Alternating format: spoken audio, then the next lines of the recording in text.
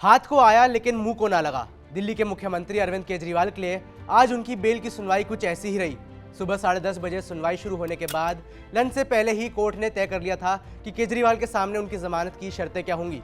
अदालत के रुख से ऐसा लग रहा था कि मानो आज केजरीवाल को जमानत मिल ही जाएगी।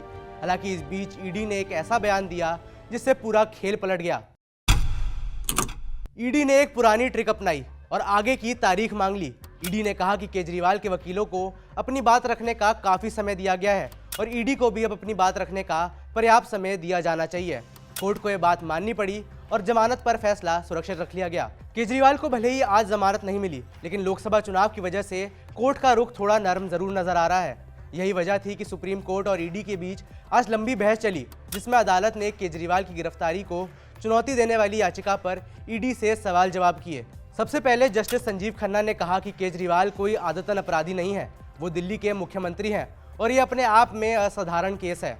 हम इस पर विचार करेंगे कि क्या अंतरिम जमानत दी जा सकती है। इस स्टेटमेंट पर पलटवार करते हुए सॉलिसिटर जनरल तुषार मेहता ने दलील दी। उन्होंने कहा कि अगर ऐसा होता है तो इसका लोगों पर गलत असर पड़ेगा। इस बात का गलत संदेश जाएगा कि किसी आरोपी को प्रचार के लिए जमानत मिल रही है। इसके बाद जस्टिस संजीव खन्ना ने ईडी की जांच पर सवाल उठाते हुए कहा कि अगर आप कह रहे हैं कि सरकार के मुखिया होने के नाते केजरीवाल आरोपी हैं और शराब घोटाले में शामिल हैं, तो इस नतीजे पर पहुंचने में आपको 2 साल क्यों लग गए। इसके जवाब में additional solicitor general SV Raju ने दलील दी कि गोवा में चुनाव के दौरान केजरीवाल 7 स्टार होटल में ठहरे थे। इसका खर्च उस शख्स ने उठाया था जिसने कैश लिया था।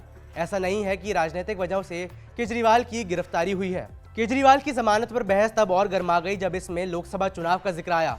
सुप्रीम कोर्ट ने लोकसभा चुनाव की बात करते हुए कहा कि ये कोई आम चुनाव नहीं है और इस चुनाव में दिल्ली के चुने हुए मुख्यमंत्री जेल में है, लिहाजा उनकी जमानत पर विचार करना लाजमी है। सुप्रीम कोर्ट ने फैसला सुरक्षित रखने पर भी आपत्ति जताई, जिसका ईडी ने दलील के साथ विरोध किया। सुप्रीम कोर्ट ने कहा कि अगर हम गिरफ्तारी को चुनौती देने वाली अर्जी पर सुनवाई कर फैसला सुरक्षित रखते हैं तो हो सकता है कि तब तक चुनाव निकल जाए। इस तरह की असाधारण परिस्थिति में हम अंतरिम जमानत भी देते हैं। इस टिप्पणी पर सॉलिसिटर जनरल तुषार मेहता ने यह कहते हुए विरोध किया कि कोर्ट इस केस में केजरीवाल के रोल को भी देखे। चुनाव प्रचार के लिए वो अकेले नहीं है। जो राहत आम आदमी को हासिल नहीं है वो राजनेता को कैसे दी जा सकती है। इस सब के बाद आम आदमी पार्टी के वकील अभिषेक मनु सिंघवी ने दलील दी। उन्होंने कहा कि चुनाव में सभी पार्टियों की बराबर भागीदारी होनी चाहिए।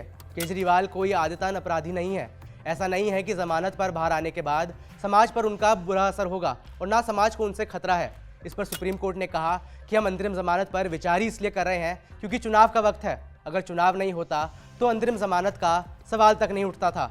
लेकिन सवाल जनता के हित का है। हम नहीं चाहते कि इस दौरान आप सरकार के कामकाज में दखल दें। जिसके बाद अभिषेक मनु सिंघवी ने दलील दी कि अरविंद केजरीवाल को अगर जमानत मिलती है तो वो किसी भी फाइल पर साइन नहीं करेंगे, पर शर्त है कि LG किसी भी काम को इस आधार पर ना रोके कि फाइल पर साइन नहीं है। एक तरफ सुप्रीम कोर्ट में जमानत पर फैसला रुका तो वहीं उसी वक्त दिल्ली की राउज एवेन्यू कोर्ट ने भी CM केजरीवाल को झटका दे दिया। कोर्ट ने उनकी न्यायिक हिरासत 20 मई तक बढ़ा दी। याद दिला दूं कि 25 मई को दिल्ली की 7 लोकसभा सीटों पर वोटिंग होनी है।